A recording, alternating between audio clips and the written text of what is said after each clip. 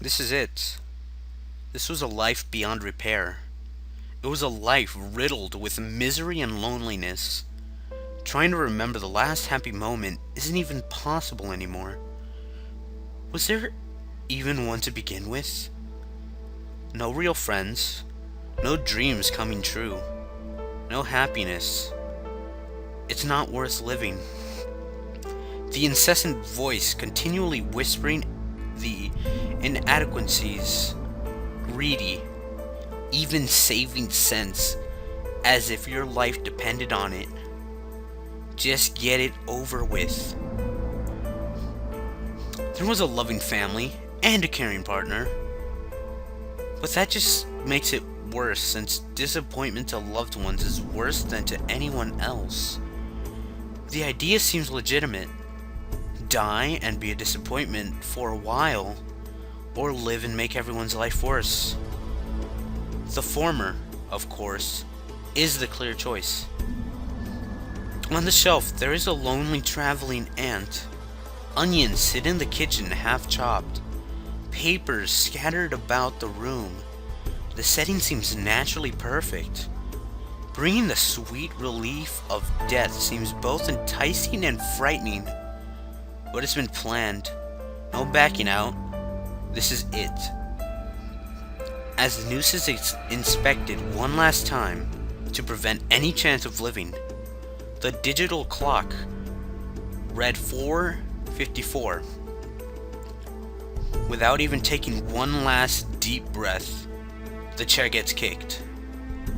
Wouldn't have wanted secondary thoughts to prevent what was better for everyone.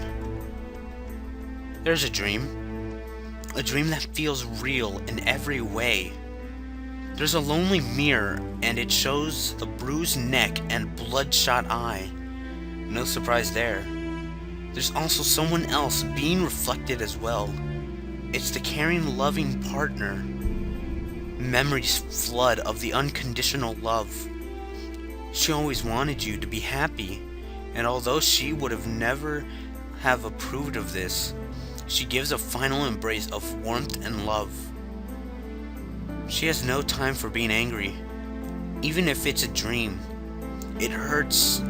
It hurts to have her see this bloody monster, an embodiment of what once was.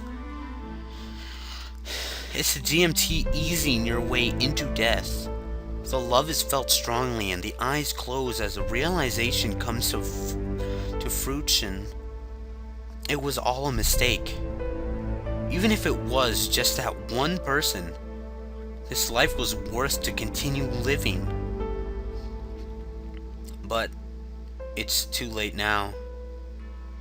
As the tears rolled down, the eyes finally opened. It's all dark now, pitch black. There's nowhere to go. There's nothing to do. No possible way for redemption. A fit of desperation and despair ensues. It was all a mistake. It should have never have happened. Hours pass in utter desolation. Just have to go back.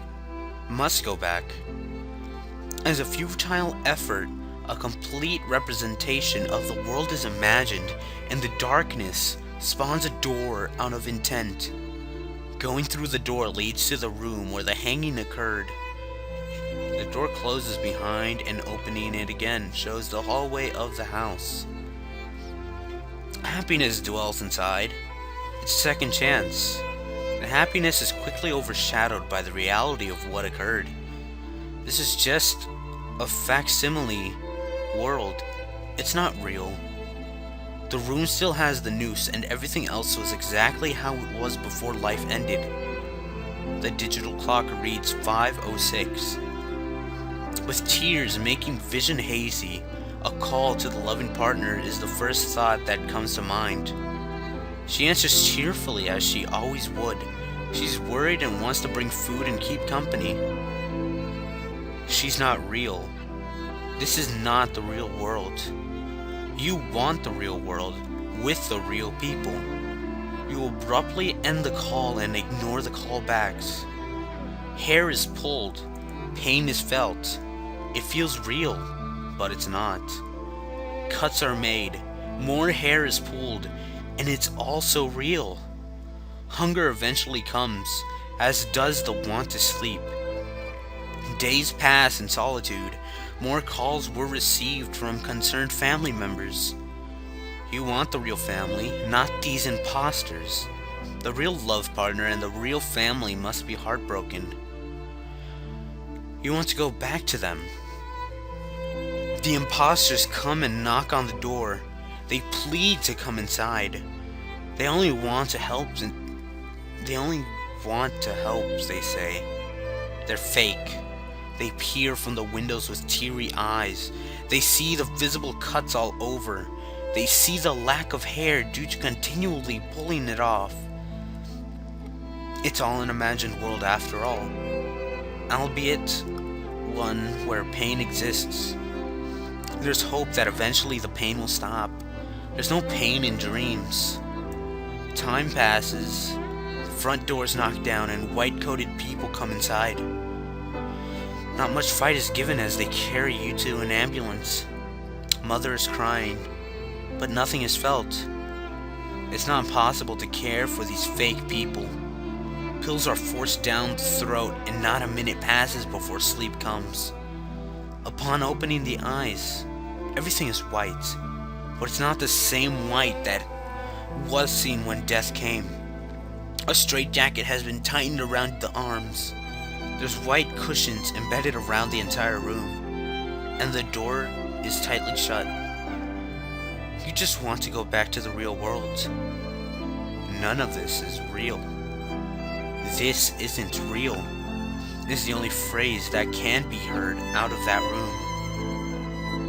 Perhaps those people who feel like this world isn't real are onto something.